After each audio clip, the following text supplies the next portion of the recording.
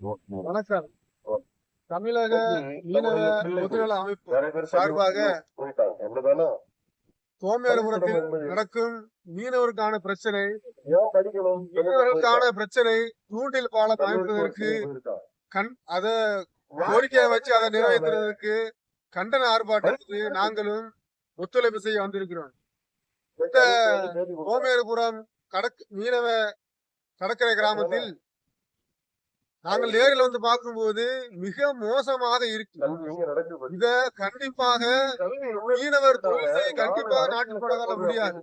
பெரிய பெரிய மோசமான ஆக்ரோஷமான பாறைகளும் அந்த கடற்கரையோட அமைப்பு அடுக்குழி ஓலைகளை சில போட்டை இறக்கி அவங்க தொழில் செய்யறதுக்கு கண்டிப்பாக முடியாது. பாவம் மிக சிரமத்தில் தான் இதுல இதுவரைக்கும் அவங்க தொழில் செஞ்சுட்டு இருக்காங்க. நாங்க நேரில் வந்து பார்த்ததுனால அவங்களோட கஷ்டம் வேதனை புரிகிறது.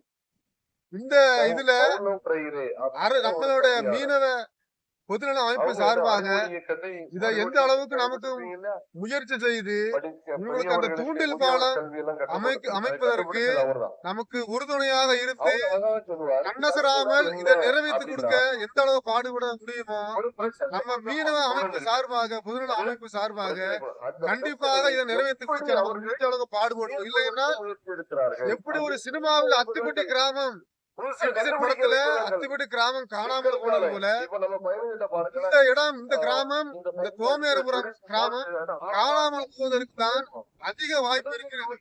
இப்பவே 100க்கும் மேற்பட்ட இருந்த குடும்பம் படிப்படியாக குறைந்து 50 அல்ல 60 குடும்பம் தான் இப்போதைக்கு அவங்க தக்க வச்சு வாழ்ந்து கொண்டிருக்காங்க. இப்பவும் எல்லா மீனவர்களும் தன்னுடைய வேதனையாக எடுத்து இதை சரி செய்ய வராமல் போனால் கண்டிப்பாக மீது இருக்கக்கூடிய இந்த 50 அல்லது 60 குடும்பங்களும் படிப்படியாக குறைஞ்சு இந்த ஊரு ஒட்டுமொத்தம் கருவேலை மரமாக தான் இருக்கும் தவிர வேறு மனிதர்கள் வாழும் இடமாக இருக்காது. தயவு செஞ்சு நம்ம மீனவர் தமிழக மீனவர் பொதுநல அமைப்பு சார்பாக அரசுக்கு கோரிக்கை வைத்து